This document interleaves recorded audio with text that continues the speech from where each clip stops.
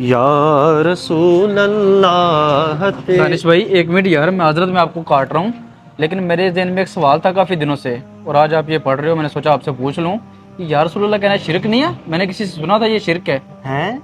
ये आपको किसने कह दिया कि या रसूल अल्लाह कहना शिरक है? वो ना मैंने फेसबुक पर सुना था किसी मुफ्ती से, वो कह रहे थे या रसूलल्लाह कहना शिरक है, क्योंकि या का मतलब होता है ए, या रसूलल्लाह ए रसूलल्लाह, और ये बंदा तब कहना चाहिए जब रसूलल्लाह आपके सामने हो। और रसूलल्लाह तो मदीने में है, हम यहाँ पे कैसे कह सकते हैं या रसूलल्लाह। मुझे लगता है अब आपको समझाना ही पड़ेगा। आए मेरे साथ। अस्सलामु अलैकुम या अहलल कबूर यगफिरुल्लाहु लना व लकुम। अस्सलामु अलैकुम या अहलल कबूर यगफिरुल्लाहु लना व लकुम। अस्सलामु दानिश अलैकुम। भाई ये क्या कर रहे हो? इतनी दफ़ा दुआ नहीं पढ़ते, एक दफ़ा दुआ पढ़ लो, पूरे कब्रिस्तान की कब्रों तक आपकी आवाज़ जाएगी। आप मौलवी हो, आपको नहीं पता ये बात? क्यों मुआज भाई, हमारी आवाज तो सिर्फ ये 3-4 कब्रों तक जा रही है, एंड वाली कब्रों तक थोड़ी जा रही है। और यार दानिश भाई ऐसा ही होता है, एक दफ़ा सलाम कर लो ना तो पूरे कब्रिस्तान की कब्रों तक आपकी आवाज़ जाएगी। अब इस तरह थोड़ी होगा कि अलग अलग कब्र पे जाके आप सलाम करो। यही बात तो समझाने के लिए मैं यहाँ पर आया हूँ मुआज भाई। देखिए अभी हम कब्रिस्तान में आए, हमने कहा अस्सलामु अलैकुम या अहलल कबूर। देखिए इनमें बाज़ आम भी होंगे, बाज़ ख़ास भी होंगे, लेकिन हमने सबको या के साथ मुखातिब किया है। अगर इनको या के साथ मुखातिब करना शिरक नहीं ना है, तो मदीने वाले आका सल्लल्लाहु अलैहि वसल्लम को भी या के साथ पुकारना शिरक नहीं हो सकता माज भाई। हमने इनको या के साथ पुकारा है माज भाई, और आखिर वाले मुर्दे ने भी हमारा सलाम सुन लिया। तो मुझे ये बताएं, आखिर वाला मुर्दा जो अभी तक हमारी नज़रों से भी ओझल है, वो सुन सकता है, तो मदीने के ताजदार सल्लल्लाहु अलैहि वसल्लम मदीने में बैठकर हमारा यहाँ पर या रसूल सलाम अलैका नहीं सुन सकते? दानिश भाई आपकी बातें मुझे कुछ कुछ समझ तो आ रही हैं, लेकिन मैं मुकम्मल तौर पर मुत्तफिक नहीं हूँ आपकी बातों से। अच्छा चले कोई बात नहीं, आप मेरे साथ चलें, मैं आपको मजीद तफसील से समझाता हूँ, इंशाल्लाह आपकी समझ में आ जाएगी। दानिश भाई आप मुझे मस्जिद में क्यों लेके आए हैं? आए तो सही, आपको नमाज सिखानी है। खैर तो है दानिश भाई, आपको किसने कहा मुझे नमाज नहीं आती? अल्हम्दुलिल्लाह मुझे नमाज आती है और आपसे अच्छी आती है। अच्छा, ये तो बहुत अच्छी बात है कि आपको नमाज आती है। इस तरह तो आपको समझने में भी आसानी होगी। आप मुझे ये बताएं, इधर बैठकर मुझे अत्ताहियात सुना सकते हैं? दानिश भाई मैंने आपसे पूछा कुछ है और आप बता कुछ रहे हैं। मैंने पूछा था लफ्ज़ या रसूलल्लाह का, क्या ये कहना ठीक है या गलत है, और आप मुझे नमाज सिखाई जा रहे हो। अरे माज भाई, आपके सवाल का इसी में जवाब है। आप बैठे, ज़रा बैठे।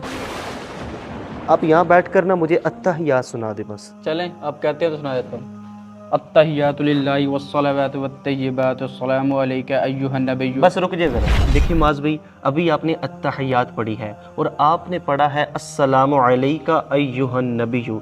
मुझे आप ये बताएं कि आपके इल्म में है कि लफ्ज़ अय्युहन नबिय्यु ये भी हरफ निदा है, लफ्ज़ अय ये भी हरफ निदा है, और लफ्ज़ या ये भी हरफ निदा है।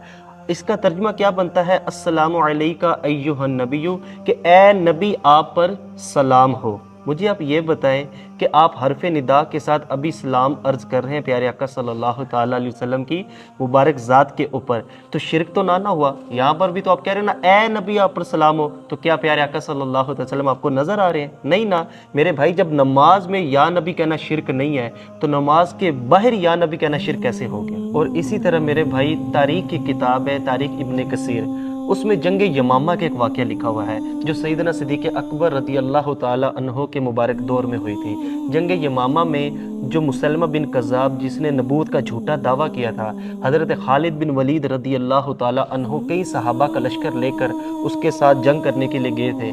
तो हुआ क्या था कि वहाँ पर भी नारे लगे थे, नारे तकबीर अल्लाहु अकबर। तो सहाबा किराम भी नारा लगाते थे, नारे तकबीर अल्लाहु अकबर। सहाबा परेशान हो गए और खालिद बिन वलीद रज़ी अल्लाह ताला अन्हो के पास आए कि उधर भी नारे तकबीर, इधर भी नारे तकबीर, दोनों का इम्तियाज़ कैसे हो? तो आपने फरमाया था कि आप लोग नारा लगाएं या मोहम्मद दाहू या मोहम्मद दाहू।